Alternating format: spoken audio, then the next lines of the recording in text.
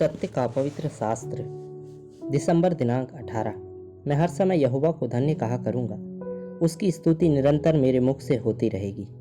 भजन संहिता 34 का 1 पद। जैसे हम हमारा उद्धार को व्यक्तिगत स्तर पर हमारे जीवन में अनुभव करते हैं, ठीक उसी प्रकार से हमारी आराधना की सेवा भी एक व्यक्तिगत स्तर पर आरंभ होती है और यह प्रतिदिन बढ़कर हमारे परिवार में प्रकट करते हुए उसको पूरी कलीसिया के विश्वासियों के लिए आदर्श बनाना है।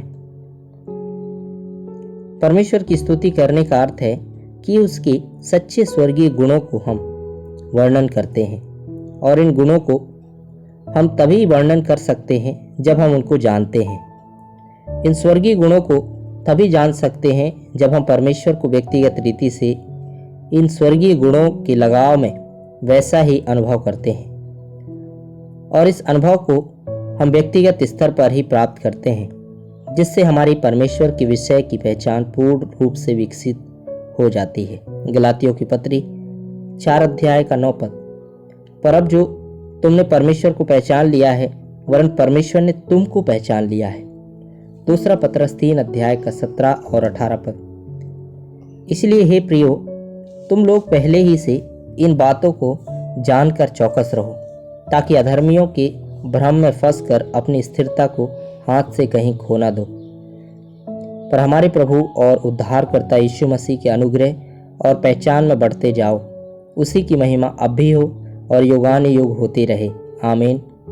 पहला पत्रस 2 अध्याय का 3 पद। यदि तुमने प्रभु की कृपा का स्वाद चख लिया है, इसी विषय को प्रेरित पत्रस इसी विषय को मानो स्वाद चखने के बारे में कहता है।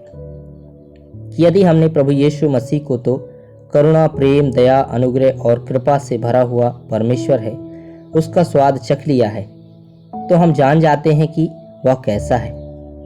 तो हम यह भी जान जाएंगे कि हमें कैसा बनना है, जिससे कि हम अपने प्राकृतिक बुरे स्वभाव के बुरे गुण और बुरे आचरण से अपने आप को बचा सकते हैं। यह दुष्ट संसार तो पाप और बुराई से भरा हुआ है। जितना अधिक हम इस संसार का स्वाद या उसके लालसा का उपभोग करते हैं, उतना ही अधिक उसके बुरे स्वरूप में बदलते जाते हैं। इसके विपरीत जितना अधिक हम प्रभु यीशु मसीह का स्वाद चखते हुए उसके स्वभाव और गुणों से हम आत्मिक रीति से अनुभवी होते जाते हैं, उतना अधिक हमारा अपना आत्मिक जीवन परमेश्वर के पुत्र प्रभु यीशु मसीह के स्वरूप में, समानता में, उसके गुणा में और उसके स्वभाव के लक्षणों में बदलते जाता है, चाहे वह छोटी छोटी क्यों ना हो।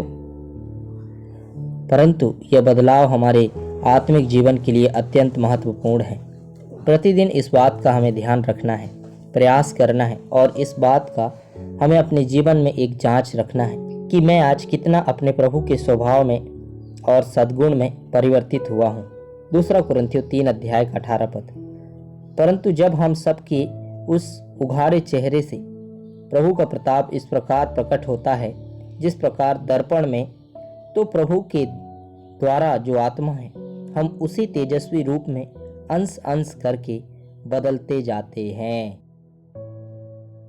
उस उघाड़े चेहरे से प्रभु का प्रताप इस प्रकार प्रकट होता है, जिस प्रकार दर्पण में, तो प्रभु के द्वारा जो आत्मा है, हम उसी तेजस्वी रूप में अंश अंश करके बदलते जाते हैं।